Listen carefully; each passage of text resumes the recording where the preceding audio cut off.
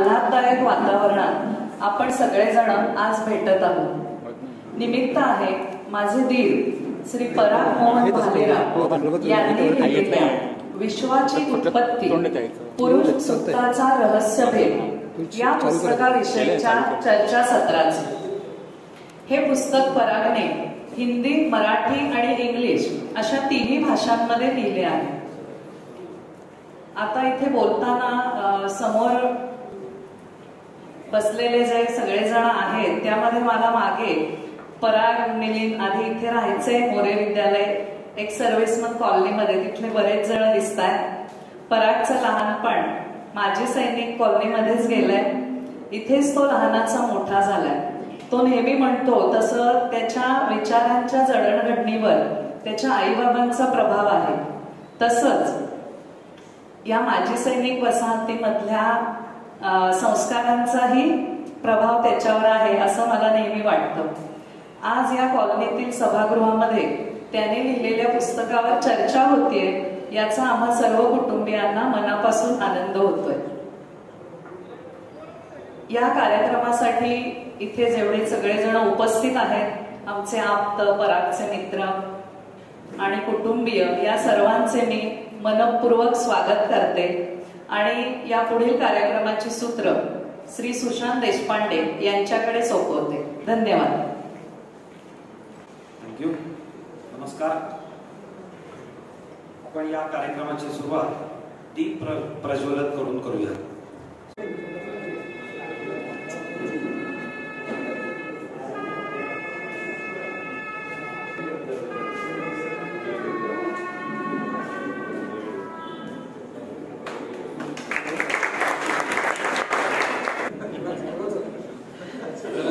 सगळ्यांचं मनापासून स्वागत आणि कार्यक्रमाला आपण सुरुवात करूया.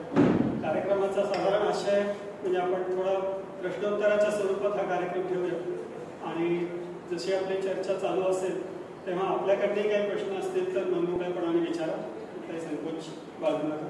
प्रत्येक प्रश्नाचं उत्तर माझ्याकडे असेलच याची काही खात्री नाही, पण तुम्ही प्रश्न विचारू शकता. धन्यवाद. मी सिद्धार्थला विनंती करतो की आपण इथं बुक्स करायला सुरुवात करावी. आपण परागची ओळख करून द्यावी. नमस्कार प्रेक्षकांनो. खरं परागची ओळख करून द्यायची फारशी गरज मला वाटत नाही. माजी सैनिकमध्ये त्याचं लहानपण गेल्यामुळं बऱ्याच लोकांना तो माहिती आहे. पुण्यातच त्याचा जन्म झालेला आहे आणि मला असं वाटतं की लहानपणापासूनच तो अध्यात्मामध्ये रुची असलेला, सगळे रिच्युअल्स फॉलो करणारा आणि फारच हुशार. म्हणजे खरं सांगायचं झालं तर मीही त्याच्याबरोबरच बराचसा कालावधी माझा लहानपणापासून गेला, शेजारीच राहायचो आणि त्यांनी स्वतःहून मला बऱ्याचशा प्रोजेक्ट्समध्ये सुद्धा मदत केलेली आहे. त्याच्यामुळं त्याची ही जो त्याचा इंटरेस्ट म्हणता येईल की सायन्समधला आणि अध्यात्मातला हा त्याला आधीपासूनच होता. ह्याच्या व्यतिरिक्त अख्ख्या कॉलनीमध्ये त्याचं कायम पार्टिसिपेशन, पराग आणि मिलिंद ही मला सिनियर आहे, तर कायमच ह्या लोकांचं पार्टिसिपेशन म्हणजे गणपती उत्सव म्हटला तर आमचा एवढा रंगायचा आणि इथेच आता राजूदाला माहिती आहे की कायम पार्टिसिपेशन असायचं. मग तो तबला वाजवणं असो किंवा नाटकामध्ये भाग असो, एकेकाळी म्हणजे हे काहीच नव्हतं त्यावेळेस इथे आम्ही म्हणजे नंबर लावून बसायचो. म्हणजे अगदी पाऊस आला तरी सतरंजी टाकून नंबर लावून बसायचो, इतके कार्यक्रम रंगायचे. तर सोशली पराग हा तितकाच ऍक्टिव्ह होता आणि अशा जेव्हा माझं त्यावर बोलणं झालं, व्हॉट्सअपवरती चॅटिंग होतं की ह्या पुस्तकाची सुरुवात, त्याच्यानंतर एवढा गूढ अभ्यास आणि त्याची म्हणजे वैज्ञानिक सांगड घालणं हे मला म्हणजे एकदम सरप्राइझिंग वाटतं. तर म्हणजे माझा पहिला प्रश्न इनफॅक्ट परागला तोच असेल की हे त्याला सुचलं कसं की म्हणजे एवढा एखादा स्पिरिच्युअल विषय आणि त्याचं विश्लेषण एखाद्या सायंटिफिक भाषेत करणं किंवा लिहिणं हे सुचलंच कसं, हे मला हा माझा पहिला प्रश्न परागला आहे. पराग, ओव्हर टू यू. हा कॉमन प्रश्न. जसं सिद्धार्थ म्हणाला त्याप्रमाणे लहानपणापासून मला आवड होती धार्मिक आध्यात्मिक विषयांची, पण जसं जसं मोठा होत गेलो तशी उत्सुकता जी अशी आपल्याला असते की एखादी गोष्ट आपण करतो ती का करतो, त्याच्या मागचं कारण काय, त्याच्यामागे काही प्रॅक्टिकल मिनिंग आहे का, सायंटिफिक मिनिंग आहे का, या सगळ्याबद्दलची उत्सुकता खूप होती. आणि त्या विषयात हळूहळू माझा अभ्यास सुरू होता. आणि जेव्हा मी ठरवलं की काहीतरी आपण जास्ती व्यवस्थित अभ्यास करून समजून घेऊया, तर तेव्हा अर्थातच भगवद्गीता हा पहिला आपला सर्वमान्य ग्रंथ एक होता. आणि त्याच्यानंतर मी बाकीच्या पण गोष्टी बघत होतो किंवा अभ्यास करत होतो, तेव्हा मला असं लक्षात आलं की पुरुष सूक्त हे जे सूक्त आहे ते एकच सूक्त असं आहे की जे 4 वेदांमध्ये. आणि आपण जे काही पूजा अर्चा वगैरे करतो, षोडशोपचार पूजा आपण जी करतो, त्यातल्या बहुतेक सगळ्या पूजा पुरुष सूक्तावर आधारित असतात. काही काही श्री सूक्तावरही आहे, पण सर्वसाधारणपणे पुरुष सूक्तावर असतात. मग हे कळल्यानंतर माझी उत्सुकता अजून वाढली की एवढं काय आहे या सूक्तामध्ये की जे सगळ्या वेदांमध्ये आलेलं आहे आणि सगळ्या पूजांमध्ये पण असतं, म्हणजे काहीतरी त्याच्यामध्ये महत्वाचं कारण असायला पाहिजे. तर म्हणून मी तो विषय निवडला की त्याच्यामध्ये मी अजून जास्त अभ्यास सुरू केला. आणि मग त्याच्यामध्ये एक गोष्ट सगळेजण मान्य करतात की पुरुष सूक्तामध्ये सृष्टीच्या उत्पत्तीचा विषय हाताळलेला आहे किंवा सृष्टीच्या उत्पत्तीबद्दल माहिती आहे. आणि मग जसं जसा मी अभ्यास करत गेलो तसं तसं मला त्यातले काही काही विषय कळले आणि ते किती व्यवस्थित सायंटिफिक आहे याचाही मला अंदाज आला. त्याच्यावर मला अभ्यास पुढे करून मी त्याचे पूर्ण उकल करून सगळं विश्लेषण करून इव्हेंच्युअली मग त्याच्याबद्दल मी पुस्तक लिहिलं. थँक्यू पराग. दुसरा एक प्रश्न असाच बट ऑब्वियस आहे, आणि कारण का आता पुस्तक लिहिलेलं आहे, त्याचं पब्लिकेशन झालेलं आहे, मीही वाचलेलं, मला खूप आवडलेलं आहे. माझी अशी इच्छा आहे की इथं येणाऱ्या सगळ्या मान्यवर मंडळींनी त्या पुस्तकाचा आस्वाद घ्यावा. पण दुसरा प्रश्न असा आहे की पुरुष सूक्त ह्याच्यामध्ये ऑलरेडी काही पुस्तकं लिहिलेली आहेत लोकांनी, आणि तुझं हे पुस्तक आता नव्याने आलेलं आहे. तर दोन्हीमध्ये तुला असं तुझ्या पुस्तकामध्ये वेगळेपण काय आहे हे जरा प्रेक्षकांना सांगितलं तर. हा खूप छान आणि महत्त्वाचा प्रश्न की याच्यावर पुस्तक लिहिण्यासारखं काय होतं त्याच्यामध्ये. तर मी जसं म्हटलं की या सूक्ताचं महत्त्व कळल्यानंतर मी त्याचा अभ्यास सुरू केला. आणि अभ्यास अर्थातच आपण करतो ते आपला यूट्यूब हा एक सगळ्यात महत्त्वाचा सोर्स असतो, इंटरनेट, यूट्यूब. आणि पुरुष सूक्तावरची बरीचशी पुस्तकं पण मी वाचली. आणि त्याच्यात गंमत अशी झाली की सगळ्यांनी सगळीकडे व्यवस्थित सांगितलेलं आहे की पुरुष सूक्तामध्ये सृष्टीच्या उत्पत्तीबद्दल माहिती आहे. पण मला स्वतःला कुठलंही पुस्तक असं आढळलं नाही किंवा यूट्यूबवरती कुठलाही व्हिडिओ असा आढळला नाही की ज्याच्यामध्ये सृष्टीच्या उत्पत्तीचा आणि पुरुष सूक्ताचा स्पष्ट संबंध दाखवलेला आहे. आणि असतीलही, पण माझ्या पाहण्यात वाचण्यात माहितीत कुठेही असं पुस्तक आलं नाही किंवा कुठलीही माहिती, लेख, प्रवचन, लेक्चर कुठेही आलं नाही. प्रत्येक ठिकाणी आध्यात्मिक दृष्टीने त्याचं विश्लेषण केलं. आणि त्या विश्लेषणामध्ये सृष्टीची उत्पत्ती, क्रिएशन ऑफ युनिव्हर्स याच्याशी सरळ सरळ संबंध कुठेही कुणी दाखवू शकलं नव्हतं. आणि म्हणून मग ते माझी ती क्युरिओसिटी वाढत गेली आणि मग त्या विषयावर अभ्यास सुरू ठेवला.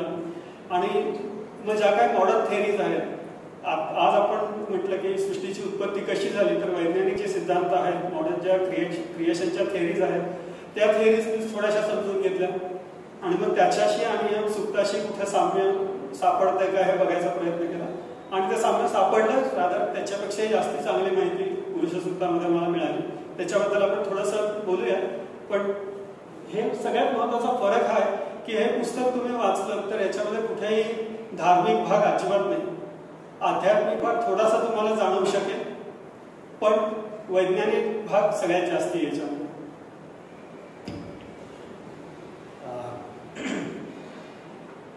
मी पण परागचं पुस्तक वाचलं. परागची थोडी ओळख करून देतो. मी परागचा लहानपणापासूनचा मित्र आहे. BSc MSc मध्ये मी MSc झालो त्याच्यामुळेच झालो, कारण तो अभ्यास करायचा, तो मला सांगायचा, मी काही अभ्यास करायचो नाही, त्यामुळे त्याच्या ह्याच्यानेच मी MSc झालो. त्यामुळे हा पुस्तक लिहिणार पुढं हे मला त्याच वेळेला कळलेलं होतं. मला परागला विचारायचं आहे की हा विषय निवडताना तुला भीती वाटली नाही का की इतका मोठा विषय सहजतेने लोकांना तू कसा पोहोचू शकशील? नाही, भीती नाही वाटली खरं सांगायचं तर. अर्थात मला माहिती होतं की हे मोठं आव्हान आहे, कारण ही सगळी माहिती शोधायची, त्याच्यात खरंच काही वैज्ञानिक आहे का नाही, नसेल तर काय, या सगळ्या गोष्टींची थोडीशी अनिश्चितता आपण ज्याला म्हणतो अनसर्टनिटी होती. आणि पण भीती अशी नाही वाटली, कारण हा प्रोजेक्ट सुरू करण्याच्या आधी तो प्रोजेक्ट फक्त मी माझ्यापुरताच करत होतो, माझ्या अभ्यासासाठी करत होतो. त्याच्यानंतर मग मी नोट्स लिहित गेलो, त्या काही लोकांशी डिस्कस केल्यामध्ये म्हणाले की तू जरा व्यवस्थित लिहि, मग पुस्तक लावा असं माझ्या मनात आलं. त्यामुळे अशी भीती नाही वाटली खरं. आपल्याला म्हणजे आपले 4 वेद आहेत, त्या 4ही वेदांमध्ये असलेलं सुक्त म्हणजे पुरुष सुक्त. अनेक सुक्त आहेत याच्यामध्ये. भूमी सुक्त आहे, त्याच्यानंतर विष्णू सुक्त आहे, असे बरेच सुक्त आहेत, अगणित सुक्त आहेत. मला विचारायचं पराग, याच्यामध्ये तू फक्त पुरुष सुक्ताच निवड का केलीस? जसं मी आता म्हटलं तसं की हे एक सुक्त आहे की जे 4ही वेदांमध्ये आहे आणि याच्यामध्ये सृष्टीची उत्पत्ती हा वैज्ञानिक विषय त्याच्यामध्ये मांडलेला आहे. अर्थात विश्वाच्या उत्पत्तीबद्दलही अनेक सुक्त आहेत. नासदीय सुक्त आहे, तुम्ही ऐकलं असेल, ते पण खूप याच विषयावर प्रचलित आहे. नारायण सुक्तामध्ये सृष्टीच्या उत्पत्तीबद्दल माहिती आहे, पण पुरुष सुक्त याच्यामध्ये फक्त हाच विषय शेवटपर्यंत मांडलेला आहे. त्यामुळे मग तो विषय जास्ती अभ्यास करून समजून घेतला. याच्यामध्ये पुरुष सुक्तामध्ये मुळात विराट पुरुषाची कल्पना मांडलेली आहे. सो या ज्या कन्सेप्ट आहेत, या कन्सेप्ट तुझ्या पुस्तकामध्ये कशा पद्धतीने तू मांडण्याचा प्रयत्न केला? हा छान प्रश्न आहे आणि हा विषय मी बोलणारच होतो. पण त्याच्या आधी मी थोडं 2 पावलं आपण मागे घेऊ आणि काही ज्याला आपण फंडामेंटल्स आहेत त्या थोड्या डिस्कस करू. आपल्याला सगळ्यांना जर विचारलं की तुम्ही सगळे हिंदू आहात, हिंदू धर्माचं पुस्तक कुठलं, धार्मिक पुस्तक तुमचं कुठलं, तर 2 उत्तरं आपल्याला मिळतात. एक तर वेद आणि दुसरं भगवद्गीता. आपण जर विचारलं की वेद म्हणजे काय, तर 100% मी खात्रीने सांगू शकतो की फार कमी लोक वेद म्हणजे काय याचं उत्तर काही चांगल्या स्वरूपात देऊ शकतील. आपली जनरल धारणा अशी असते की वेद हे ठीक आहे, पूर्वी लिहिलेले संस्कृत ग्रंथ आहेत, त्याच्यामध्ये काय माहिती नाही, काहीतरी ते कर्मकांड वगैरे असेल काहीतरी त्याच्यामध्ये. आमच्याकडे पूजा असते तेव्हा कोणीतरी तो पंडित येतो, गुरुजी येतात, ते काहीतरी म्हणतात, ते जातात आणि आम्ही जेवण करतो. एवढाच आपला आणि वेदांचा संबंध असतो खरं तर. पण ते चुकीचं आहे. वेद हा शब्द जर आपण बघितला तर वेद हा शब्द विद या रूट वर्ड किंवा धातूपासून आलेला आहे. आणि विदचा अर्थ आहे टू नो किंवा जाणून घेणे, समजून घेणे, माहिती करून घेणे, अशा अर्थी वेद हा शब्द आहे. आणि त्याच्यापासून निर्माण झालेला वेद शब्द त्याचा अर्थ ज्ञान असा आहे. म्हणजे आपण ज्याला आपले धर्मग्रंथ मानतो ते खरं तर नावासकटच त्याच्यामध्ये ज्ञान भरलेलं. हे कुठल्या प्रकारचं ज्ञान आहे, तर तुम्ही कुठलाही विषय घ्या, वैद्यकशास्त्र असेल, खगोलशास्त्र असेल, सोशल किंवा समाजशास्त्र असेल, कृषी विषय आहेत, कुठलाही विषय घेतला तरी त्या विषयाचं सखोल ज्ञान या वेदांमध्ये आहे. त्यामुळे वेदांमध्ये कुठल्याही प्रकारे केवळ हिंदूंनीच वाचावं, केवळ हिंदूंनीच करावं अशी कुठलीही गोष्ट त्याच्यामध्ये नाही. अर्थात आपल्या श्रद्धेचा, विश्वासाचा काही भाग आहे आणि त्या महत्वाचा आहे, मी नाही म्हणत नाही, पण त्याच्या पलीकडे त्याच्यातले जे कंटेंट आहे, त्याच्यामधला जे विषय आहेत त्याच्यामध्ये, ते सगळे अत्यंत वैज्ञानिक आणि सगळ्यांसाठी उपयुक्त असे ते विषय आहेत. ह्या वेदांची रचना कधी झाली हा प्रश्न आपल्याला बरेचदा पडतो की हे वेद कुणी लिहिले, कधी लिहिले, हा असे प्रश्न कधी कधी आपल्याला पडतात. तर वेदांची रचना कधी झाली याच्याबद्दल बऱ्याचशा लोकांनी अभ्यास करून वेगवेगळे निष्कर्ष मांडलेले. आणि आपण कुणालाही खरं तर चॅलेंज करू शकत नाही, कारण वेदांमध्ये तारीख लिहिलेली नाही. तेव्हाची कालगणना अर्थात वेगळी होती, पण त्याच्यामध्ये जे संदर्भ आलेले आहेत की तेव्हाची ग्रहस्थिती काय होती, कुठले तारे, कुठले ग्रह, कुठले नक्षत्र कुठे होते, याच्यावरून लोकांनी अंदाज बांधून तो कालावधी निश्चित केला की ग्रहांची अशी स्थिती कधी असू शकली असती, किती वर्षांपूर्वी. आणि सर्वसाधारणपणे म्हणजे बरेच अर्थात कालावधी निश्चित केलेले. मला जो त्यातल्या पटला तो लेख आहे, त्याच्यामध्ये हिशोबाने हे इसवी सन पूर्व 25,000 वर्षापूर्वीच्या या रचना. दुसरी गोष्ट म्हणजे वेद हे एकाच माणसाने एकाच वेळेला लिहिलेले नाही. वेगवेगळ्या ऋषींनी वेगवेगळे मंत्र, वेगवेगळी सूक्त लिहिली आणि ती एकत्र करून पुढे त्याच्यातनं वेद ही कल्पना अस्तित्वात आली. वेद कुणी लिहिले तर वेदांना आपण अपौरुषेय मानतो. अपौरुषेय म्हणजे काय की हे कुठल्याही व्यक्तीने माणसाने लिहिलेले नाही. अर्थात ह्याच्यावरून सुद्धा आपल्याला बरेचदा टीका ऐकायला मिळते की तुम्ही म्हणताय माणसांनी लिहिले नाही, तो काय तुमचा देव खाली आला होता का, मग त्याने ते लिहून दिलं काहीतरी, म्हणजे लोक काही विचारायचं म्हणून विचारतात. तर ते तसं नाही आहे. त्याच्यामागे दोन कारण आहेत. एकतर ज्या ऋषींनी हे मंत्र लिहिले किंवा ही सूक्त लिहिली ज्यातून वेद निर्माण झाले, ते ऋषी अत्यंत नम्र होते. त्यांनी कुठल्याही गोष्टींचं श्रेय किंवा क्रेडिट घेतलं नाही. त्यांनी असं कधीच म्हटलं नाही की मी हे लिहिले, की मी याचा ऑथर आहे. हे श्रेय त्यांनी घेतलं नाही. त्यामुळे बऱ्याचशा सूक्तांना किंवा मंत्रांना कुणी ऋषींनी लिहिलं याच्याबद्दल काही उल्लेख नाही. काही क्वचित काही सूक्तांमध्ये आहे, पुरुष सूक्तामध्ये उल्लेख आहे ते कुणी लिहिलं त्याचा, परंतु बाकी जास्ती भागामध्ये कुठेही त्याचा उल्लेखच नाही. आणि हे दुसरं त्याच्यामधलं एक कारण असं आहे की ह्या ऋषींनी जेव्हा हे ग्रंथ लिहिले तेव्हा त्यांनी असं सांगितलं की हे माझी रचना नाहीये, म्हणजे ज्याला आपण बोलविता धनी वेगळाची म्हणतो तशा प्रकारची ही रचना. मी जेव्हा ध्यानावस्थेत बसलेलो होतो तेव्हा हे वेद मला ऐकू आले, हे मला कुणीतरी सांगितले आणि ते मी फक्त लिखित स्वरूपात, आणि तेव्हा अर्थात लिखित नाही पण शब्द स्वरूपात मी ते प्रकट केले. म्हणजे मी हे परमेश्वराने वापरलेलं एक माध्यम आहे, एक साधन आहे, माझ्याद्वारे परमेश्वराने हे वेद प्रकट केले. म्हणून हे दुसरं कारण आहे की म्हणून वेद हे मानवनिर्मित नाहीत किंवा कुणी लिहिलेले नाही असं मान्यता आहे. अर्थात हे जसं जसं आपण पुढे जातो तशा काही काही गोष्टी यातल्या आपण समजून घेऊ की बाकी काय विषय आहेत. पुरुष सूक्ताबद्दल अर्थात आपण थोडं सखोल आता चर्चा करणार आहोत, पण ही एक बॅकग्राऊंड माहिती मला त्याविषयी वाटली. आपण पुढचा विषय सुरू करण्यापूर्वी खूपच छान. सो पुरुष सूक्त, सूक्त याचा अर्थ 16 ऋचा त्याच्यामध्ये असतात कोणत्याही सूक्तामध्ये? नाही, तसं नाही. सूक्त म्हणजे मंत्रांचा संग्रह, त्याला सूक्त म्हणतात. की आपण असं सर्वसाधारणपणे स्तोत्रामध्ये काय असतं, श्लोक असतात काही, की ते प्रत्येक स्तोत्रात वेगवेगळे श्लोक असतात. प्रत्येक सूक्तामध्ये वेगवेगळे श्लोक असतात. पुरुष सूक्तामध्ये 16 बेसिक किंवा त्याचा गाभा जो आहे तो 16 मंत्रांचा आहे. आणि त्याच्यानंतर वेगवेगळ्या वेदांमध्ये त्याच्या आधी किंवा नंतर अजून फलश्रुती म्हणा किंवा वेगवेगळे मंत्र आहेत, पण 16 मंत्रांचा त्याचा गाभा आहे. आणि इतर सूत्रांमध्ये कमी किंवा इतर सूक्तांमध्ये कमी किंवा जास्त मंत्र असू शकतात.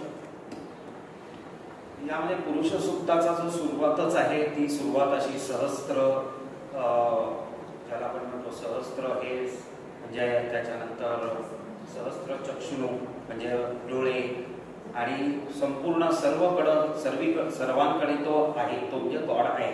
अशा एकदम खूप ॲबस्ट्रॅक्ट कल्पना त्या सगळ्यामध्ये आम्हाला वाटतात. तर याचा तू तुझ्या पुस्तक लिखाणामध्ये सुरुवात करताना कशा प्रकारे त्याची बांधणी केलेली आहे?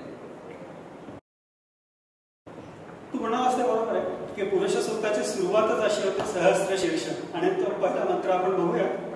पण शब्दशः अर्थ आपण जेव्हा घेतो ना तेव्हा बऱ्याच मंत्रांचे अर्थ समजून घेताना खूप मोठी गडबड होते. काय होतं की एखाद्या शब्दाला बरेच अर्थ असू शकतात किंवा असतात. खास करून संस्कृत भाषेमध्ये एकेका शब्दाचे मला 20 ते 22 अर्थ सापडलेले काही काही शब्दांचे. आणि आपण गडबड काय करतो की सर्वसाधारण प्रचलित असलेला जो अर्थ आहे तोच वापरून आपण त्या मंत्राचा किंवा त्या संदर्भाचा अर्थ लावायचा प्रयत्न करतो, आणि तिथे सगळ्यात मोठी चूक होते. आपण संदर्भ काय आहे हे लक्षात घेत नाही. सहस्त्र या शब्दाचाही तोच घोळ होतो.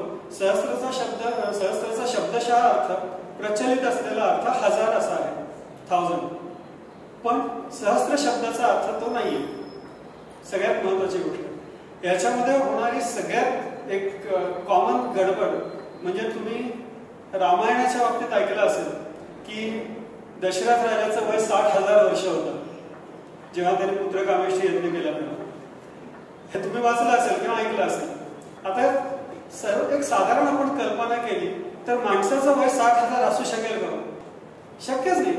मग त्याच्यात आपण ते गृहीत धरतो की नाही त्याच्यात 60,000 लिहिलं म्हणजे 60,000च वय होतं, आणि मग आपण ते जस्टिफाय करण्यासाठी आपण वेगवेगळ्या त्याच्या मागे काहीतरी कारण शोधत बसतो आणि स्पष्टीकरण देत बसतो.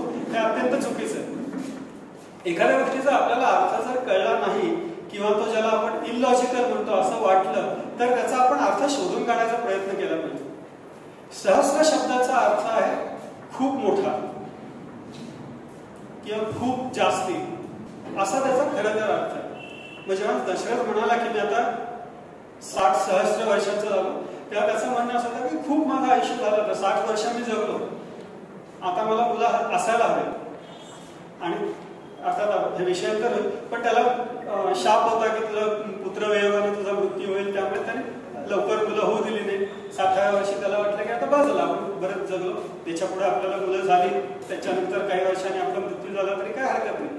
अशा याने त्याने तो शब्द वापरला की आता मला 60,000 किंवा 60 सहस्र वर्ष वय. आणि तोच अशा इथे पण आहे की जेव्हा सहस्र शीर्ष असं जेव्हा सुरुवात होते त्याच्यामध्ये 1000 हा आकडा अपेक्षित नाहीये. खूप लार्ज नंबर, इन्फायनाइट नंबर, अगणित असा त्याच्यामध्ये अर्थ अभिप्रेत आहे. आणि आता हा विषय आला तर आपण पहिला मंत्र या सूक्ताचा बघूया. पहिला मंत्र आणि अजून एक गोष्टीचं मी स्पष्टीकरण देतो की आपण 2 शब्दांची कधी कधी गफलत करतो, मंत्र आणि श्लोक. मंत्र आणि श्लोक पूर्णपणे वेगळे आहेत, एकमेकांशी काही संबंध नाही. सर्वसाधारणपणे आपण भगवद्गीता म्हणतो किंवा इतर बरेचसे आपले जे धार्मिक स्तोत्र असतात त्याच्यामध्ये श्लोक असतात आणि वैदिक साहित्यामध्ये मंत्र असतात, मंत्र किंवा ऋचा. ऋग्वेदातल्या मंत्रांना ऋचा असे म्हणतात, पण ते मंत्र असतात. फरक काय आहे तर मंत्र हे त्या ऋषींनी ऐकले आणि जसे ऐकले तसे प्रकट केले आणि तसेच पुढे प्रचलित केले त्यांनी. तेव्हा आपल्याकडे गुरुशिष्य परंपरा होती, तेव्हा लिहून ठेवण्याची पद्धत नव्हती. आणि लिहून ठेवण्याची पद्धत नव्हती याचं कारण तेव्हा लोकांना लिहायचं ज्ञान नव्हतं असं नाहीये, पण ज्ञान देताना आपण ते कुणाला देतो आणि त्याची योग्यता काय आहे हे बघून ज्ञान दिलं जायचं. त्यामुळे ते लिखित स्वरूपात ठेवलेलं नव्हतं. ठीक आहे. आणि त्यामुळे त्यांनी जसे ते श्लोक जसे ते मंत्र त्यांना ऐकू आले त्याच प्रकारे त्यांनी ते म्हटले आणि त्याच प्रकारे त्यांनी ते पुढे शिकवले. आता हा प्रकार म्हणजे काय तर मंत्रांमध्ये 4 प्रकारचे स्वर असतात. मंत्र म्हणताना सस्वर किंवा स्वरित किंवा स्वरासकट म्हणायचे असतात. 4 स्वर कुठले आपण जे रेग्युलर बोलतो तो एक टोन म्हणतात त्याला किंवा स्वर म्हणतात, त्याला उदात्त म्हणतात. उदात्त स्वर जे आपल्या नेहमीच्या बोलण्याची स्केल असते किंवा पट्टी असते, तो त्याच्या खालच्या पट्टीत काही अक्षर म्हणायची असतात, त्याला अनुदात्त असं म्हणतात. त्याच्या वरच्या पट्टीत काही असतात त्याला स्वरित म्हणतात. आणि काही काही अक्षर काही शब्द असे थोडे ताणून म्हटले असतात, त्याला दीर्घ स्वरित असं म्हणतात. मंत्र म्हणताना याच प्रकारे म्हणायचे असतात, मंत्राला चाल लावायची नसते. आपण गायत्री मंत्र चालीत म्हटलेला ऐकतो आणि हे पूर्णपणे वैदिकदृष्ट्या चुकीचं आहे, तसं म्हणायची परवानगी नाही. वैदिक नियमानुसार मंत्र हे स्वरातच म्हणायचे असतात. आणि आपण जेव्हा आरती वगैरे झाल्यावर मंत्रपुष्प म्हणतो, मंत्रपुष्पांजली म्हणतो, त्याच्यामध्ये काही काही मंत्र आहेत की जे आपण सस्वर म्हणतो, आपल्याला माहिती असतात ते. पण बाकी आपण जेव्हा श्लोक म्हणतो तेव्हा वेगवेगळ्या प्रकारे वेगवेगळे लोक म्हणू शकतात, त्याच्यामध्ये काही हरकत नाही. ठीक आहे. आता मूळ विषयाकडे आपण येऊ. पुरुष सूक्तातला पहिला मंत्र सहस्त्र शीर्ष पुरुष सहस्त्राक्ष सहस्त्रपाद स भूमिं विश्वतो वृत्वा अत्यतिष्ठ दशांगुलम. हा पहिला मंत्र. ह्याचा आधी शब्दशः अर्थ आपण किंवा सर्वसामान्य प्रचलित अर्थ बघू आणि मग त्याचं आपण विश्लेषण करू. सहस्त्र शीर्ष म्हणजे 1000 डोकी किंवा आता आपण जसं म्हटलं की 1000 म्हणजे अगणित डोकी. सहस्त्राक्ष अगणित डोळे, सहस्त्रपाद अगणित पाय. हा एक पुरुष आहे की ज्याला सहस्त्र किंवा अगणित डोकी आहेत, अगणित डोळे आहेत आणि अगणित पाय आहेत.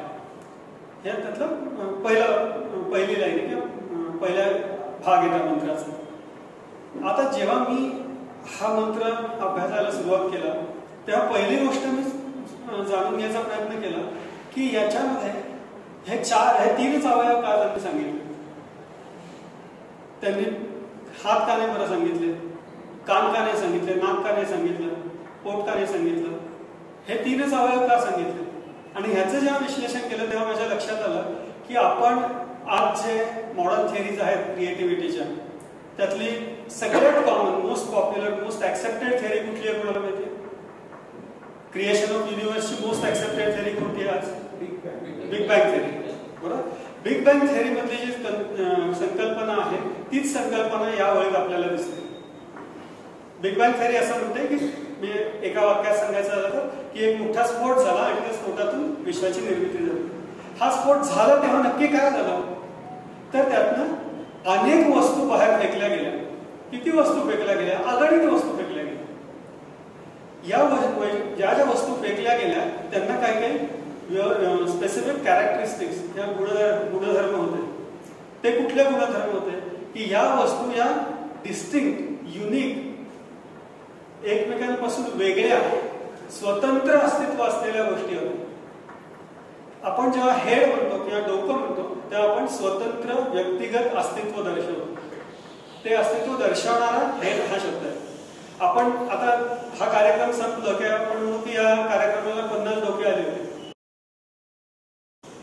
राईट. आपण हा शब्द वापरतो किंवा दर डोई इतके इतकं. तर त्याचा अर्थ काय होतो की प्रत्येक माणसाकडे किंवा प्रत्येक इंडिव्हिज्युअल गोष्टींच्या मागे जे काय आपल्याला म्हणायचं असेल ही जी इंडिव्हिज्युअलिटी आहे, जे व्यक्तित्व आहे,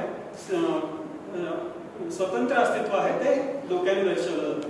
मग त्याच्यामध्ये असं सांगितलंय की हे जे हजारो वस्तू या निर्माण झाल्या या स्वतंत्र होत्या एकमेकांपासून, डिस्टिंक्ट अँड युनिक होत्या. दुसरं अक्ष काय? डोळे. डोळ्यांची गुणधर्म काय असतात? डोळ्यामधून आपण तेज दर्शवतो. या ज्या गोष्टी निर्माण झाल्या या अत्यंत तेजस्वी होत्या. So those were bright shining objects. तेजस्वी या गोष्टी होत्या. ते तेज दर्शवण्यासाठी डोळे हा शब्द तिथे वापरला. आणि तिसरी गोष्ट, या गोष्टी स्फोटातून निर्माण झाल्या होत्या त्यामुळे अर्थातच त्या गतिशील होत्या. ही गती दर्शवण्यासाठी पाय हा शब्द वापरलेला. पाय हालचाल किंवा गती दर्शवतात. म्हणजे आपण जर एखादा दिवाळीतल्या फटाक्याचा स्फोट बघितला तर तेव्हा कसं होतं की त्या स्फोटातून हजारो ठिणग्या होतात आणि त्या सगळीकडे पसरतात. जर हे सृष्टीची उत्पत्ती कुणी बघायला असतं तर त्यांना तसंच दृश्य तेव्हा दिसलं असतं की हजारो त्याच्यातनं वस्तू निर्माण झाल्या. ठिणग्या म्हणता येणार नाही कारण ठिणगी खूपच लहान असते, पण ह्या ज्या वस्तू निर्माण झाल्या त्या आपण जरी वस्तू बनत असलो तरी त्या प्रचंड मोठ्या होत्या. म्हणजे कित्येक लाईट इयर्स व्यास असलेल्या, म्हणजे आपल्या आकाशगंगेपेक्षा मोठ्या आकाराच्या या वस्तू होत्या. अशा या हजारो वस्तू तिथे निर्माण झाल्या. ही संकल्पना पुरुषसूत्रात सुरुवातीलाच सांगितली आणि तिथून पुढे काय काय झालं याचं पुढे वर्णन. आणि आपण कुठलीही मॉडर्न थेअरी बघितली, बिग बँग जी सगळ्यात पॉप्युलर थेअरी, त्याच्यात सुद्धा हेच सांगितलं. या श्लोकाचा, या मंत्राचा दुसरा भाग असा आहे की सभूमी विश्वतो वृत्वा अत्यतिष्ठत दशांग. आता समजा मला एखादी कलाकृती निर्माण करायची तर मी ती कुठे करणार? समजा या हॉलमध्ये मी एखादी कलाकृती काहीतरी निर्माण केली तर या हॉलमध्ये मी ती निर्माण केली. हॉल ही जागा होती, या जागेच्या आतमध्ये मी ती निर्माण केली. म्हणजे सृष्टीची उत्पत्ती झाली ते कुठे झाली? जागा कुठे होती? कुठल्या जागेमध्ये ही निर्मिती झाली? तर पुरुष स्वतःच ती जागा होती. त्या पुरुषाने स्वतः ती जागा करून दिली आणि त्याने स्वतःच्या आतमध्येच ही निर्मिती केली. मग अर्थात जर मी एखादी निर्मिती या हॉलमध्ये केली तर त्या निर्मितीच्या सगळ्या बाजूने हा हॉल असणार आणि त्या निर्मितीपेक्षा हॉल मोठा असणार, बरोबर. या हॉलपेक्षा मोठी निर्मिती या हॉलच्या आत मी करू शकत नाही. तोच भाव या दुसऱ्या ओळीत दर्शवलेला आहे की ह्या ज्या सगळं विश्व आहे या सगळ्या विश्वाला त्यांनी व्यापलेलं आहे. या सगळ्या विश्वाला त्यांनी आवरण घातलेलं आहे आणि या सगळ्या विश्वांच्या पलीकडे 10 बोटं तो पसरलेला आहे. 10 अंगुलं किंवा 10 बोटं तो पसरलेला आहे. आता याच्यामध्ये पण प्रश्न येतो, 10 बोटं कोणी मोजली? कोण गेलं होतं मोजायला की तो 10 बोटं पुढे पसरलेला आहे? तर त्याचं उत्तर खूप सोपं आहे. आपल्या गणितामध्ये 0 पासून 9 पर्यंत अंक आहेत. जी गोष्ट 0 आणि 9 मध्ये व्यक्त होऊ शकत नाही ती अव्यक्त किंवा अगणित असते. आपण हे 0, 9, 10 हे सगळं गणित आहे. पुरुष हा अगणित आहे. त्या अगणिताला आपण गणितामध्ये मोजू नाही शकत. जे काही 0 आणि 9 मध्ये व्यक्त होत नाही ते अगणित आहे. म्हणून तो 10 शब्द तिथे वापरलेला आहे. 10चा अर्थ अगणित. म्हणजे त्याच्याही पुढे तो कित्येक पटीने पसरलेला आहे की ज्याची आज कुणालाही कल्पना नाही. म्हणजे कुठलाही तुम्ही मॉडर्न सायंटिस्ट घ्या, ॲस्ट्रोसायंटिस्ट, ॲस्ट्रोफिजिसिस्ट, तो तुम्हाला प्रामाणिकपणे सांगेल की ह्या आपल्या आकाशगंगेच्या पलीकडे फारसा आपल्या आकाशगंगा जाऊ द्या, आपल्या सूर्यमालेच्या पलीकडे आपलं ज्ञान खूप तोकडं आहे आपल्या आकाशगंगेच्या पलीकडे जे काय आहे त्या आमच्या कल्पना आहेत, त्याच्या पलीकडचं ज्ञान तर आम्हाला काहीच नाही. तुम्हाला हे ऐकून खूप आश्चर्य वाटेल आणि गंमत वाटेल की तुम्ही जर कुठल्याही ॲस्ट्रोफिजिसिस्टला विचारलं किंवा कुठल्याही फिजिसिस्टला विचारलं, सायंटिस्टला, तर तो तुम्हाला स्पष्ट सांगेल वेळ म्हणजे काय, टाइम म्हणजे काय हे आज विज्ञानाला माहिती नाही. आपण वेळ व्यवस्थित वापरतो, रोजच्या दैनंदिन व्यवहारात वेळ हे परिमाण आपण वापरतो, पण वेळ म्हणजे नक्की काय हे आज विज्ञानाला माहिती नाही. आणि तेच त्यांनी इथे सांगितलं की त्याच्या पलीकडे तो कितीतरी पसरलेला आहे, किती पसरलाय काय आम्हाला काही माहितीच नाही. एक अजून महत्वाची गोष्ट सांगायची राहिली की पुरुष म्हणजे काय नक्की, हा काय भेदभाव आहे का पुरुष आणि स्त्री? मग आपल्या संस्कृतीमध्ये किंवा आपल्या ग्रंथांमध्ये फक्त पुरुषालाच महत्व दिले का आणि स्त्रीला नाही का? तर असं काही नाही. पुरुष सूक्तामध्ये उपयोग केलेला पुरुष जो शब्द आहे त्याचा पुरुष आणि स्त्री याच्याशी किंवा कुठल्याही मनुष्य जातीशी किंवा कुठल्याही प्राणी जातीशी काहीही संबंध नाही. आता इथे सुद्धा तुम्ही जर पुरुष शब्दाचा अर्थ कुठे शोधला कुठल्याही धार्मिक किंवा आध्यात्मिक साहित्य, तर तो अर्थ कसा चुकीचा दिलेला आहे हे तुम्हाला प्रामाणिकपणे सांगतो. पुरुष शब्दाचा अर्थ दिलेला असतो पुरी शेते किंवा पुरी शयना. पुरं म्हणजे काय, आपल्याला दाखवून देण्यासारखी जी जागा असते त्याला पुरं म्हणतात. म्हणजे आपण दैनंदिन जीवनात गावाला किंवा शहराला पुरं म्हटलेलं आपल्याला सगळ्यांना माहिती आहे. भगवद्गीतेमध्ये माणसाच्या शरीराला पुरं म्हटलेलं आहे आपल्याला माहिती. तर जी डिफायनेबल स्पेस किंवा व्याख्या किंवा परिमाणित करता येणारी जी जागा आहे त्याला आपण पुरं म्हणतो. पुरुष सूक्ताच्या संदर्भात सगळं विश्व हे एक पुर आहे. या पुरामध्ये शयन म्हणजे झोपलेला तो पुरुष.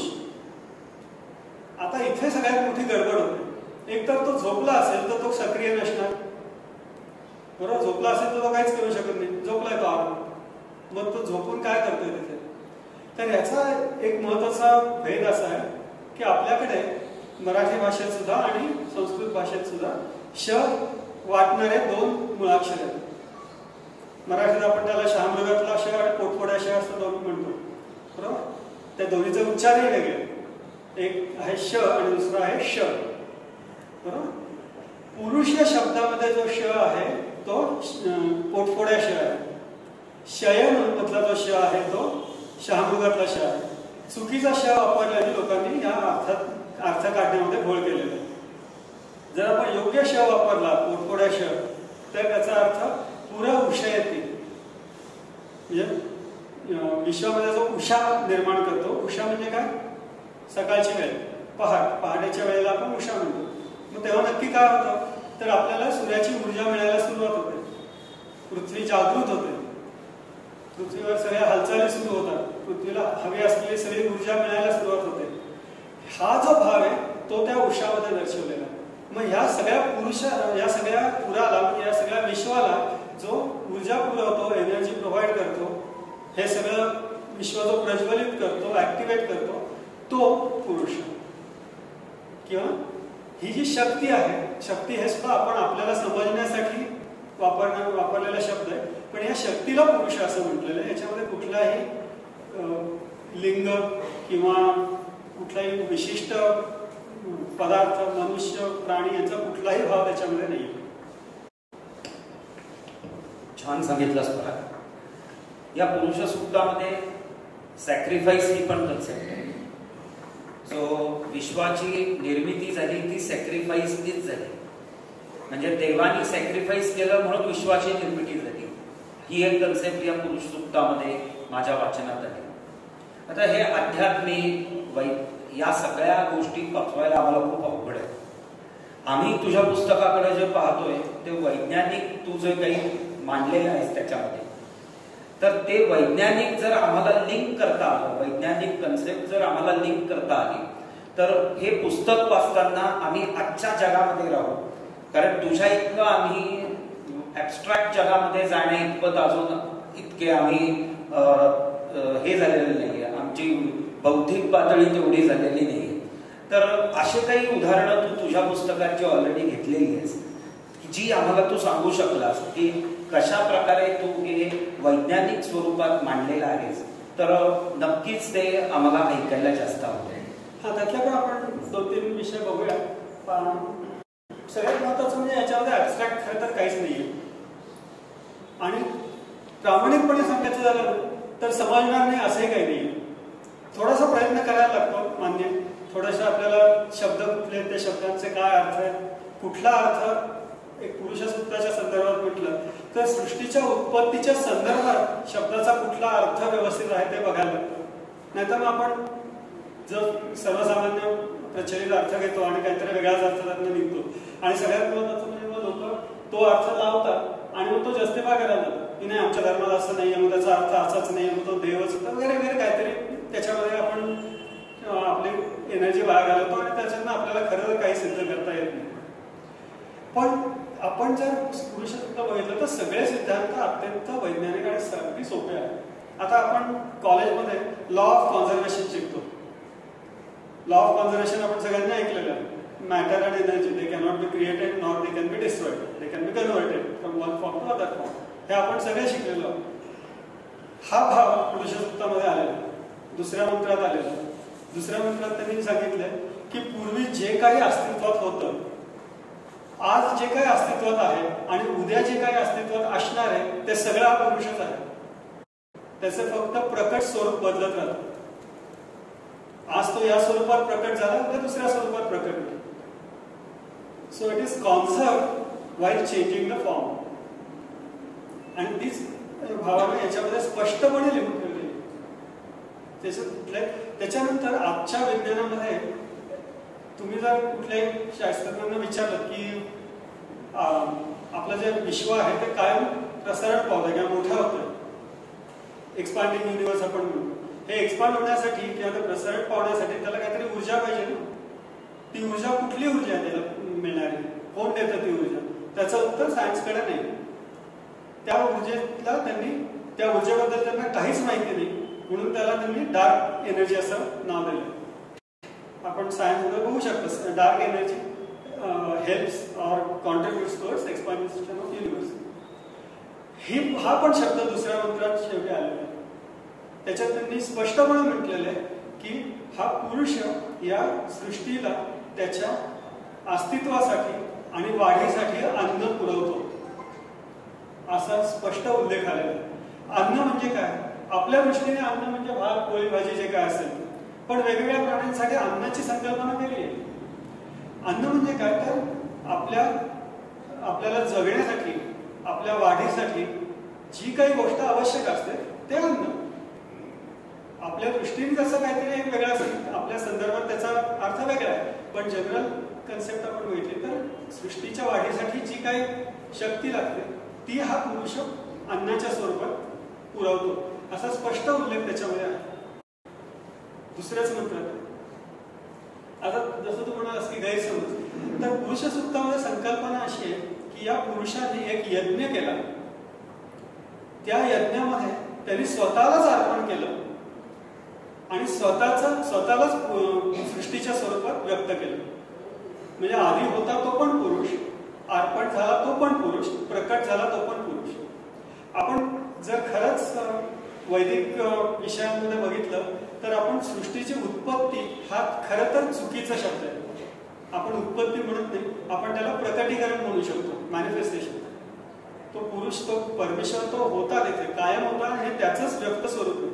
हे नवीन निर्माण झालेलं काही नाही. तो होता, तो आहे आणि तो असणार आहे. त्याचं वेगवेगळं स्वरूप फक्त बदलत राहतं, असा त्याच्यातला आशय आहे. मी पुढे तुला काही वेगळा प्रश्न आहे? हे जे पुस्तक लिहिलेलं आहे तर पुढचे श्लोक म्हणजे अजून थोडेसे समजावून सांगून आणि त्याच्यानंतर मग प्रेक्षकांनाही एक प्रश्न आहे.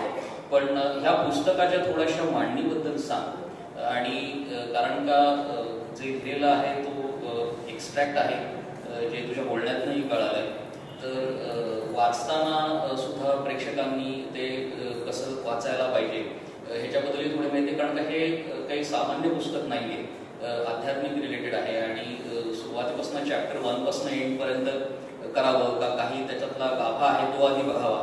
तर थोडंसं मांडणी हेही सांग, म्हणजे ते ऍब्झॉर्ब व्हायला आणि त्याची मदत होईल. छान, खरं खूप चांगला विषय तू काढलास.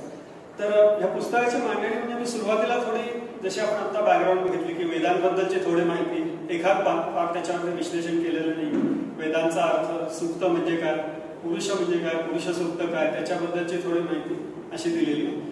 आणि मग पुरुष सूक्तातले मंत्र जेव्हा मी विश्लेषण केलेलं आहे तेव्हा तो मंत्र, त्याचं जे ऍक्च्युअल शब्द आहेत त्या शब्दांचा जो सर्वसामान्य अर्थ आहे की जो तुम्ही कुठलंही पुस्तक बघितलं तर तिथे तुम्हाला जो अर्थ मिळेल तो अर्थ मी आधी दिलेला आहे आणि मग त्याच्यावरती विश्लेषण करून त्याचा जो गर्भित अर्थ मला आढळला तो दिलेला आहे.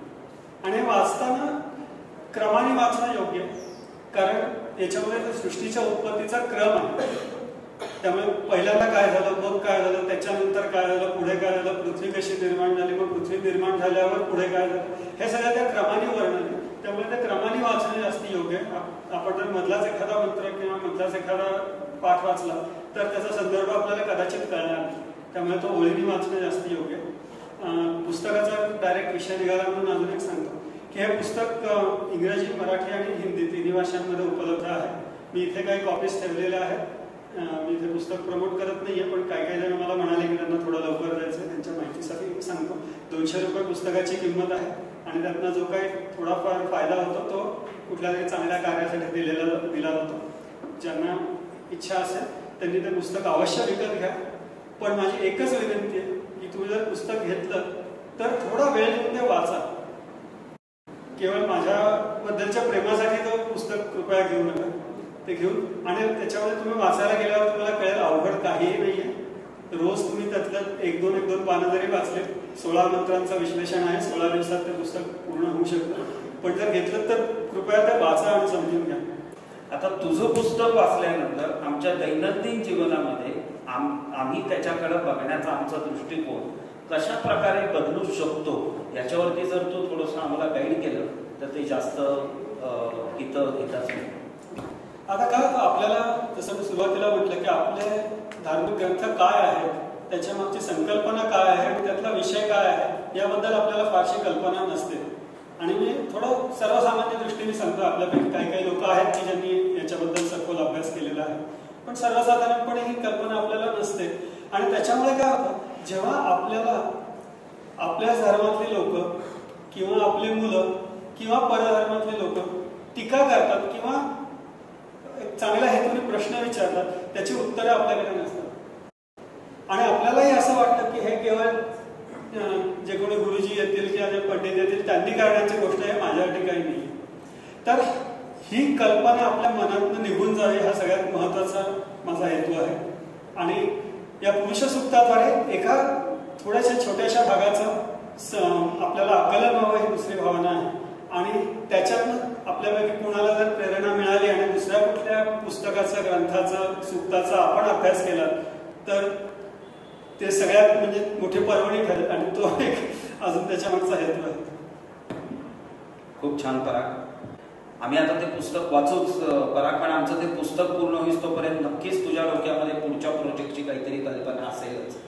त्याविषयी जरा आम्हाला सांग. आणि मागच्या प्रश्नाचं एक अजून एक थोडंसं उत्तर देतो की आपल्याला कधी कधी हिंदू म्हणून घ्यायला लाज वाटते किंवा आपल्या संस्कृतीबद्दल आपल्याला लाज वाटते, आपल्या परंपरांबद्दल लाज वाटते, आपल्या घरात मुलांना शुभंकरोती म्हणायला लावायची आपल्याला लाज वाटते. आणि हे होतंय आज आपल्या काही जणांनी बघितलं असेल.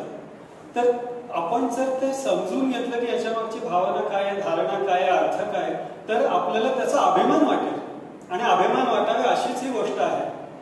तर तो पण एक त्याच्यामधला हेतू की आपल्या संस्कृतीबद्दल अभिमान वाटायला पाहिजे, आपल्या साहित्याबद्दल आपल्याला अभिमान वाटायला पाहिजे. आणि जर आपल्याला त्याचा अर्थ कळला तरच तो अभिमान आपल्याला वाटू शकतो. पण पुढचा प्रश्न जो विचारलास तर मी तुम्हाला जर विचारलं की प्रत्येक घरात असणारा हिंदू साहित्यातला ग्रंथ कोणता, काय उत्तर द्याल तुम्ही? भगवद्गीता. भगवद्गीता आपण म्हणतो की हिंदूंचा प्राथमिक ग्रंथ असं आपण मानतो. शैव लोक मानत नाही, शाक्य लोक मानत नाहीत, पण वैष्णव लोक मानतात. आणि सर्वसाधारणपणे सगळे हिंदू मान्य करतात की भगवद्गीता आमचा ग्रंथ आहे. भगवद्गीतेमध्ये पण असंच होतं की भगवद्गीतेमध्ये कुठल्याही प्रकारे कर्मकांड, धार्मिक विधी, धर्माशी संदर्भात कुठलीही गोष्ट सांगितलेली नाही. कारण जेव्हा भगवद्गीता लिहिली तेव्हा कुठलाही धर्म अस्तित्वात असण्याची नोंदच नाही. त्यामुळे भगवद्गीतेत जो धर्म शब्द वापरला त्याचा अर्थ पूर्णपणे वेगळा आहे. पण भगवद्गीतेमध्ये आपल्या दैनंदिन जीवनामध्ये वापरता येणाऱ्या अनेक गोष्टी आहेत. आपलं जीवन आपण कसं जगावं, कुठल्याही प्रकारच्या आपल्याला अडचण आली तर ती अडचण कशी सोडवायची याच्याबद्दलचं सगळं मार्गदर्शन भगवद्गीतेमध्ये आहे. परंतु परत एकदा प्रॉब्लेम हाच होतो की आपण जेव्हा भगवद्गीतेवरचं पुस्तक वाचतो किंवा भगवद्गीतेवरचं एखादं प्रवचन ऐकतो तेव्हा त्याच्यामध्ये त्यांनी पूर्णपणे आध्यात्मिक स्वरूपात त्याचं स्पष्टीकरण दिलेलं असतं आणि त्याचा माझ्या रोजच्या जीवनाशी संबंध काय हे उत्तर अनुत्तरितच राहतं. हा प्रश्न अनुत्तरित राहतो. तर पुढचं जर मी पुस्तक लिहायला घेतले तर भगवद्गीतेवर आहे आणि भगवद्गीतेचा आपल्या दैनंदिन जीवनात उपयोग काय आहे आणि कसा आहे याच्यावरती त्याचा फोकस आहे. कुठल्याही प्रकारे धार्मिक बाबतीत त्याचा कुठलाही फोकस नसतो. मला असं वाटतं की आता आपण थोडंसं प्रेक्षकांचे काही जर प्रश्न असतील तर प्रेक्षकांचे प्रश्न घेऊयात. आता मुलाखत घेताना त्यांनी चातुर्वर्णाबद्दल विचारलेलं होतं आणि मी पुरुषत्व वाचलेलं नाही किंवा हे पुस्तके वाचलेली नाही. तर समाजात बऱ्याच वेळेस याच्यावर आक्षेप घेतले जातात, तर त्या संबंधी जरा सांगा. खूप छान प्रश्न आहे. वर्णव्यवस्था आणि पशुबळी हे दोन्ही गोष्टी बोलणार होतो आणि वेळ मिळाला तर पशुबळीबद्दल बोलेल. पुरुषसूक्तामध्ये ब्राह्मण, क्षत्रिय, वैश्य आणि शूद्र हा उल्लेख आहे. परंतु माझ्या विश्लेषणाप्रमाणे त्याचा आणि समाज व्यवस्थेचा काही संबंध नाही. कारण पुरुषसूक्तामध्ये जेव्हा हा मंत्र येतो तेव्हा सृष्टीची उत्पत्ती अजून होतीये. पृथ्वीची उत्पत्ती झाली आणि त्याच्यावरती जीवसृष्टी निर्माण होतीये तेव्हा आलेला हा मंत्र. मग जर जीवसृष्टी अजून उत्पन्नच होतीये तर समाजाचं वर्गीकरण करण्याची काही आवश्यकता नाही. बरोबर. मग हे 4 शब्द का आले आणि त्याच्यातनं काय दर्शवतात? तर माझा त्याच्यामधला अनालिसिस असं आहे की त्यांनी असं सांगितलंय की त्या पुरुषाच्या म्हणजे जो कोणी तो परमेश्वर परमात्मा आहे त्याला त्यांनी आधी एक मनुष्य स्वरूप दिलेलं आणि ते केवळ आपल्या समजण्यासाठी किंवा आपल्याला ते बघता यावं किंवा समजून घेता यावं म्हणून ते दिलेलं आहे. त्याच्या पलीकडे त्याचा आणि मानवी शरीराचा काही संबंध नाही. पण एक मानवी आकृतीचा स्वरूप त्याला दिलंय आणि म्हटलेलं आहे की त्याच्या मुखातून ब्राह्मण निर्माण झाले, त्याच्या हातांमधून क्षत्रिय निर्माण झाले, त्याच्या मांड्यांमधनं वैश्य निर्माण झाले आणि पायातनं शूद्र निर्माण झाले. आणि अर्थात याचा अर्थ आपण समजून घेत नाही आणि याला आपण वर्णव्यवस्था म्हणून शिक्कामोर्तब करतो आणि बाकीचे लोक म्हणतात की तुमच्या धर्मात हे असं क्लासिफिकेशन आहे आणि तुम्ही काही लोकांना श्रेष्ठ मानता, काही लोकांना कनिष्ठ मानता आणि मग त्यातून पुढे जाती व्यवस्था निर्माण झाली आणि त्याच्यानंतर सगळे काय घोळ झाले तुम्हाला सगळ्यांना माहिती आहे. आपण काही बोलायची आवश्यकता नाही. परंतु हा पुरुष हा परमात्मा जेव्हा सृष्टीची निर्मिती करत होता आणि जेव्हा त्याच्यावर जीवसृष्टी निर्माण करत होता तेव्हा ही जीवसृष्टी सुरक्षित राहावी, वाढावी, संगोपन व्हावं त्याचं या दृष्टीने त्यांनी काही यंत्रणा प्रस्थापित केली आणि ती यंत्रणा या 4 शब्दांमध्ये दाखवली. डोकं किंवा मुख हे ज्ञानाचं प्रतीक आहे. बरोबर. कोणाकडे या ज्ञान असतं तेव्हा ते आपण आपल्या बोलण्यातूनच ते व्यक्त होतं सर्वसाधारण. तर हे ज्ञानाचं प्रतीक मुखात आहे म्हणून मुखाला त्यांनी ब्राह्मण म्हटलं आणि ब्राह्मणातून ज्ञानाचं दर्शन होतं. मग कुठल्याही जीवजंतूला, कुठल्याही प्राण्याला, कुठल्याही माणसाला जगण्यासाठी ज्ञान आवश्यक असतं. म्हणजे आपण माणसांना तर असतंच पण आपण किती छोटे छोटे प्राणी बघितले, अगदी सूक्ष्म प्राणी बघितले, अगदी एकपेशी अमिबा जरी बघितला तरी त्याला ज्ञान असतं की त्याने काय करायचंय, त्याने कुठे जायचंय, त्याने मल्टिप्लाय स्वतःला कसं करायचं याचं ज्ञान प्रत्येक प्राण्याकडे असतं. हे ज्ञान प्रत्येक प्राण्यामध्ये त्यांनी ठेवलं. ते दर्शवण्यासाठी ब्राह्मण शब्द उपयोजित केलेला आहे. दुसरी गोष्ट, प्रत्येकाला आपल्या जगण्यासाठी स्वसंरक्षण करण्याची एक शक्ती असावी लागते. ती संरक्षण करण्याची शक्ती जी आहे ती हातातून दर्शवली जाते. कारण आपण सर्वसाधारणपणे हात आपण युद्ध कुठलं असेल किंवा मारामारी असेल तर हाताने या गोष्टी होतात. त्यामुळे सेल्फ डिफेन्स आणि सर्वायवल या गोष्टी हाताने दर्शवल्या जातात. तर प्रत्येक जीवजंतूला त्यांनी ही शक्ती दिली की या शक्तीद्वारे तो स्वतःचं संरक्षण करू शकतो.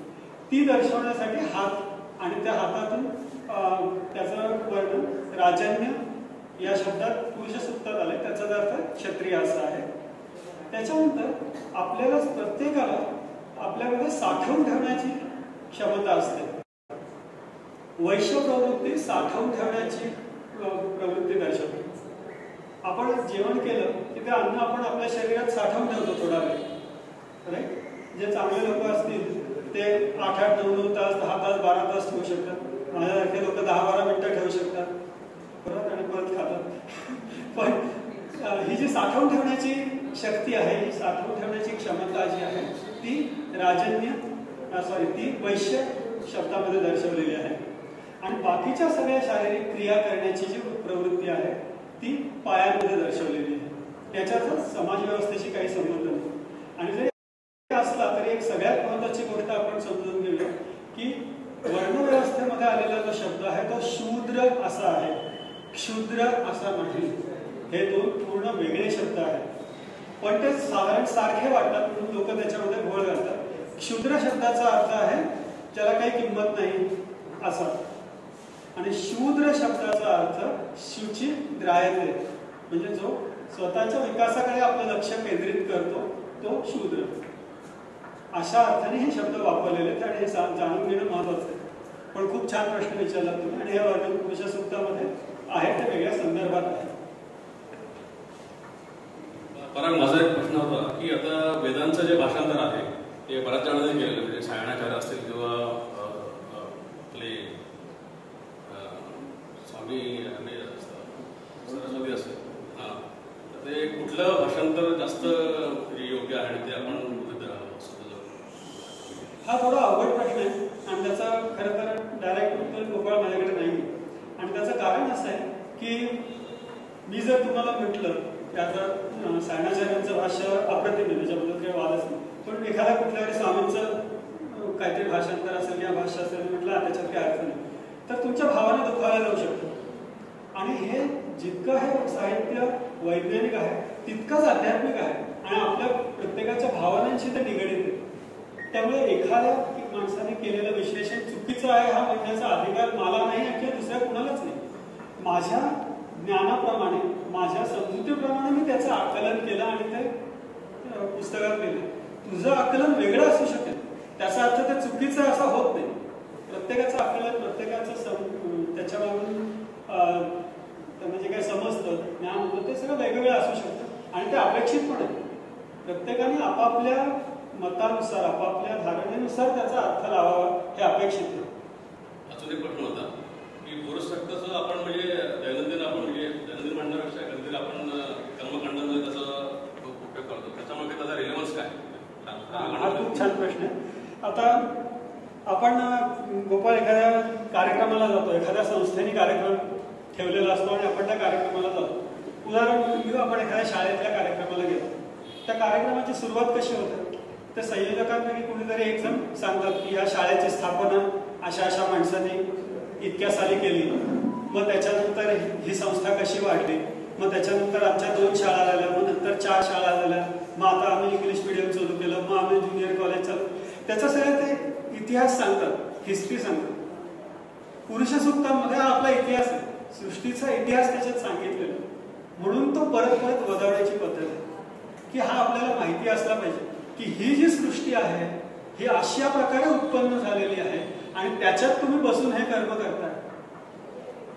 जेव्हा आपण सत्यनारायण करतो तेव्हा सत्यनारायणामध्ये आपण मध्ये नारळ ठेवतो आणि नवग्रह म्हणून सुपाऱ्या ठेवतो. हे आपण आपल्या सोलार सिस्टीमचं 3D व्हिज्युअल मॉडेल बनवतो आणि ते मॉडेल समोर ठेवून आपण प्रतिज्ञा करतो की मी जे काही करणार आहे ते ह्या मॉडेलला डिस्टर्ब होणार नाही, त्याच्या हितासाठी असेल अशीच गोष्ट मी करेन, त्याच्यामध्ये कुठलाही डिस्टर्बन्स क्रिएट होऊ देणार नाही.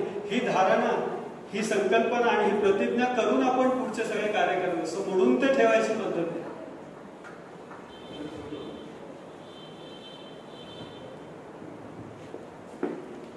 परत हे वाचताना किंवा हे करताना तू फक्त हिंदू धर्माचा स्टडी केला का बाकी धर्मांच्या ह्याच्या ग्रंथाचा पण काही विचार केला? मी जसं म्हटलं तसं मी पुरुष सूक्तावरची बरीचशी भाष्य वाचली, बरेचसे लेक्चर्स ऐकली. सगळ्यात जास्ती मी वापर कुठल्या पुस्तकाचा केला तर डिक्शनरीचा सगळ्यात जास्ती वापर केला. मी कुठलं कुठल्या शब्दाचे किती अर्थ आहेत आणि कुठला अर्थ या संदर्भात योग्य आहे आणि तो कसा प्रत्येक अर्थाची जुळवाजुळव करून की कुठला अर्थ व्यवस्थित आहे काय असू शकेल हे सगळ्यात जास्त मी अभ्यास केला. इतर धर्मांचा अभ्यास मी फारसा केला नाही. याच्याशी संदर्भात जे काही सायंटिफिक थेरीज आहेत, ब्लॅक मॅटर थेरी असेल, black energy dark energy theory असेल, लॉ ऑफ कॉन्झर्वेशन असेल किंवा बिग बँग थेरी असेल, theory of expanding universe, theory of oscillating universe, याच्यामध्ये थोडं वाचलं संदर्भ कळण्यापूर्वी. पण बाकी धर्मांचा असा कुठला मी अभ्यास नाही केलेला या क्षेत्रात या पुस्तकाच्या संदर्भात. परागचं पहिल्यांदा मी अभिनंदन करतो याच्यासाठी की त्याचं जसं बालपण माझी सैनिकमध्ये गेलं तसंच माझं गेलं. तो अमेरिकेला गेला, मी सेनापती बापट रोडला गेलो, एवढाच फरक आहे. मलाही लहानपणी म्हणा किंवा कॉलेज याच्यामध्ये थोडं अध्यात्म आणि विज्ञान असं थोडं काय रिलेशन आहे हे होतं. तसे मी पुस्तकंही वाचली पण ती मध्येच सोडून गेली, कारण ते मग डोकं खूप जड व्हायला लागलं किंवा मग आपलं दिनचर्या, सर्व्हिस, काही आपल्या बाकी ड्युटीज याच्यामध्ये ते राहून गेलं. त्याच्यामुळे परागनी जेव्हा माझ्या आमचा संपर्क आला आणि तो म्हणला मी असं पुस्तक लिहितोय, तर मला खरं आश्चर्य वाटलं की अमेरिकेमध्ये राहून सुद्धा हा वेदांचा अभ्यास किंवा याचा तो कसा करू शकतो. तर त्या अनुषंगानेच माझा एक प्रश्न आहे की जसं मराठी शब्दांना अनेक अर्थ असतात तसे संस्कृत शब्दांनाही अनेक अर्थ निघू शकतात. तो या पुरुष सूक्तांमधल्या प्रत्येक शब्दाचा अर्थ तू त्याच्यामध्ये हे केलाय, तर तो अर्थ डॉट डाऊन करताना तो काही रेफरन्सेस किंवा काही कोणाशी चर्चा असं काही केलंस का? मग ती चर्चा करताना तुझे सोर्सेस अमेरिकेतलेच होते का भारतातले पण होते? परत एकदा पुस्तकं बरीच वाचली, युट्यूबवरचे लेक्चर्स बरेच ऐकले, पण सगळ्यात महत्त्वाचं म्हणजे मी डिक्शनरी वापरली, संस्कृत शब्दकोश.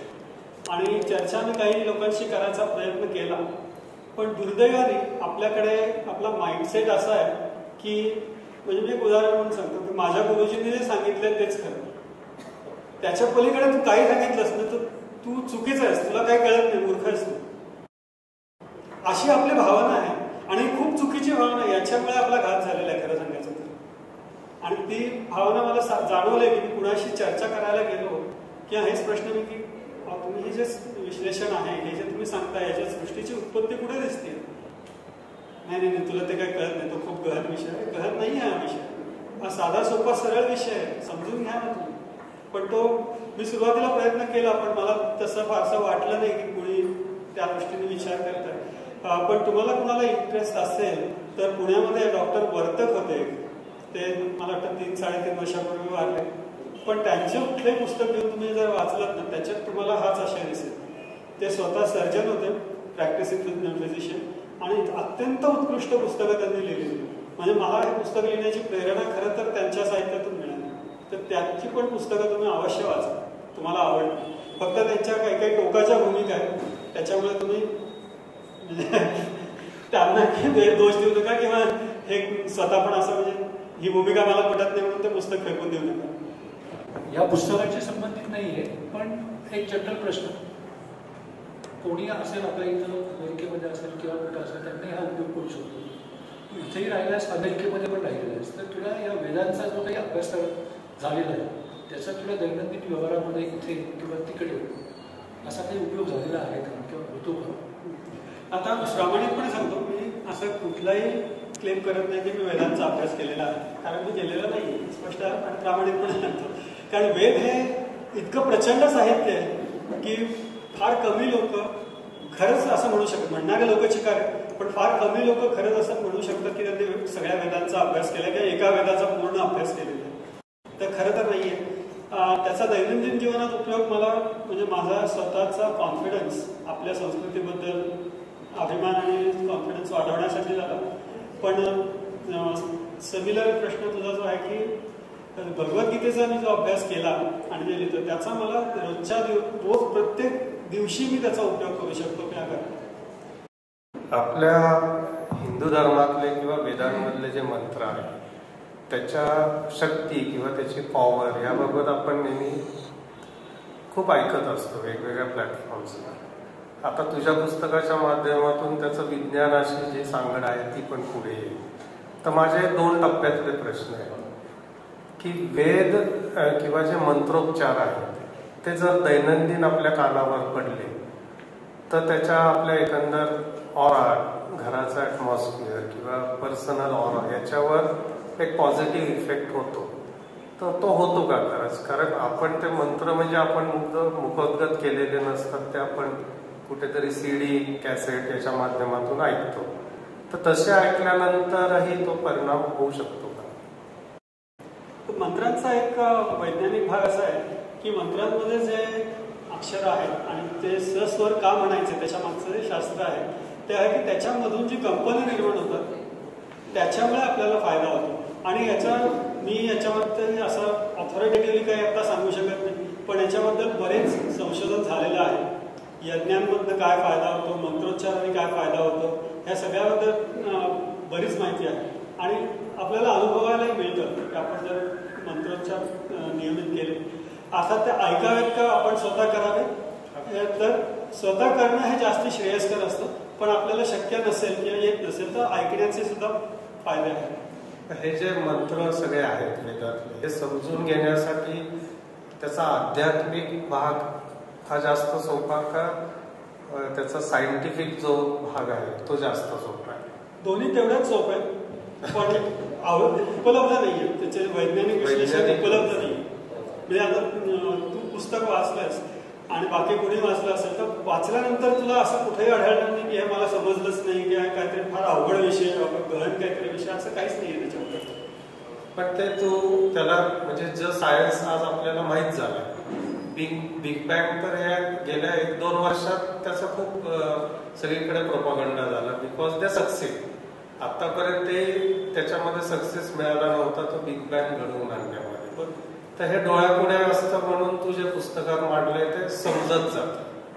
पण असं सगळ्याच मंत्रांना आज सायंटिफिकली आपण एक्सप्लेन नाही करू शकत. आणि तेच करायची आवश्यकता आहे आणि आपण सगळ्यांनीच थोडा हातभार त्याच्यामुळे लावायला.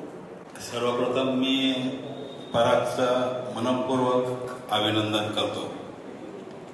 वास्तविक पाहता मी अतिशय लकी आहे, कारण ज्या वेळेला परागचं हे लिखाण ह्या पुस्तकावर चालू होतं त्यावेळेला प्राथमिक स्वरूपात अजून प्रकाशनही व्हायचं होतं.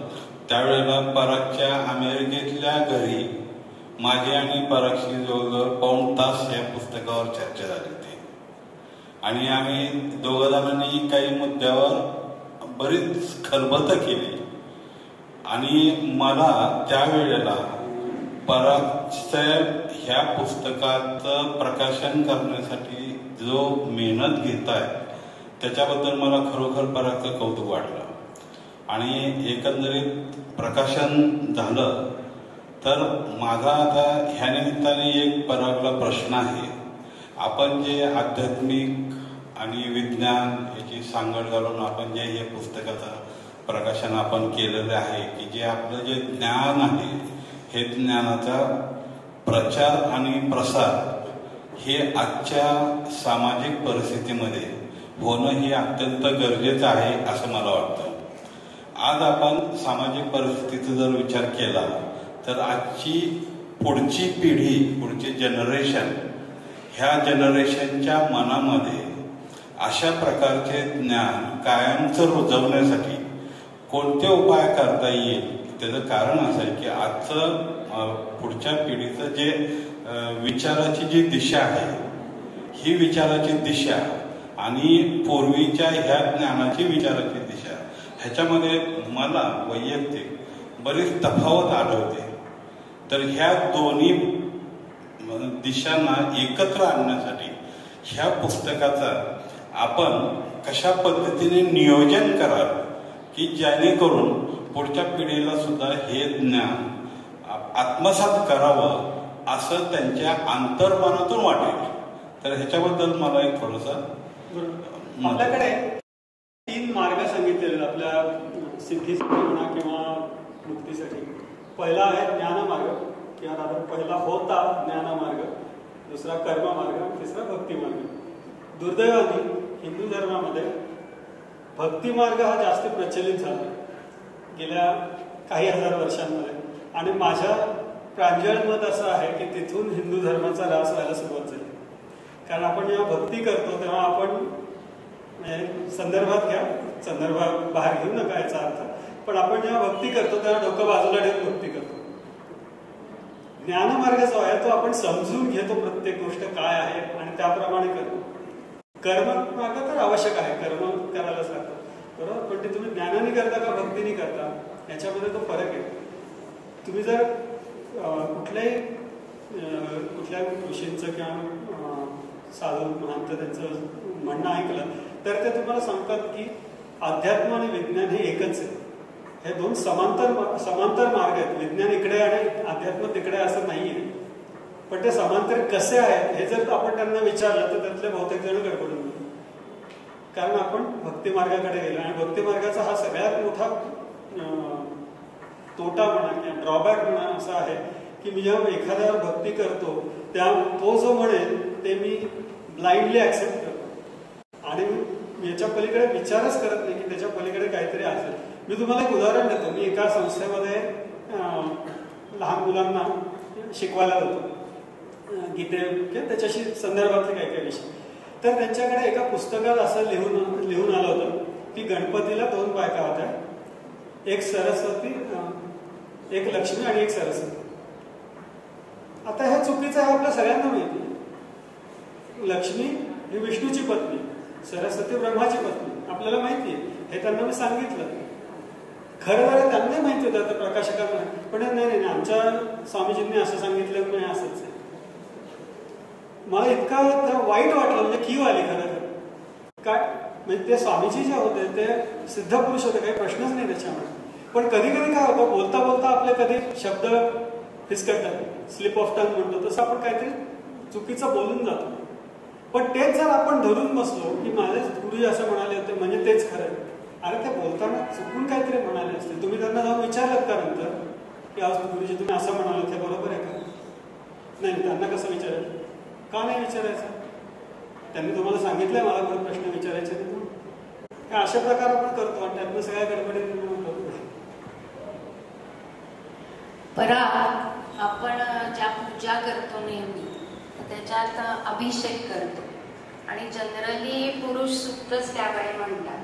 मग आता ही जर सृष्टीची उत्पत्ती याबद्दल हे पुरुष सुक्त आहे, तर अभिषेकाशी त्याचा काय संबंध आहे? तर माझा समज असा की त्याचा अभिषेकाशी डायरेक्ट काही संबंध नाहीये. पण आपण प्रत्येक अभिषेक करताना ही रचना आपल्या समोर असावी. ह्या रचनेमध्ये आपण या रचनेच्या संदर्भात आपण हे कार्य करतोय आणि त्या रचनेला मी काही धक्का लागू देणार नाही ही भावना निर्माण होणं आणि त्याच्यातनं ते कर्म करणं हे त्याच्यातलं खरं कारण असावं असं मला वाटतं. पण अदरवाईज तुम्ही जर बघितलं तर म्हणजे जेव्हा आपण षोडशोपचार पूजा करतो, आवाहन करतो, पाद्य अर्घ्य हे सगळ्या गोष्टी करतो, त्याचा आणि पुरुषसूक्ताचा डायरेक्ट काही संबंध असं मला वाटत नाही किंवा असला तरी मला अजून तो कळलेला नाही.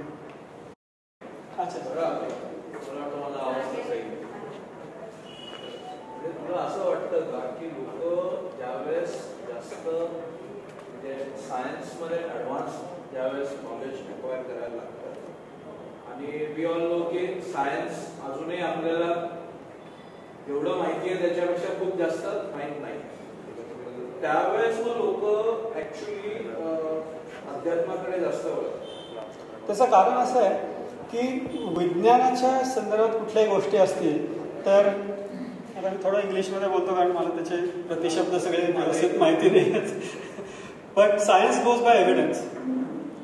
मी जर तुला एखादी गोष्ट सांगितली तर तू म्हणशील त्याचा पुरावा काय, पुरावा दाखवा मला, बाप दाखवा, श्राद्ध कर, तसा प्रकार असतो.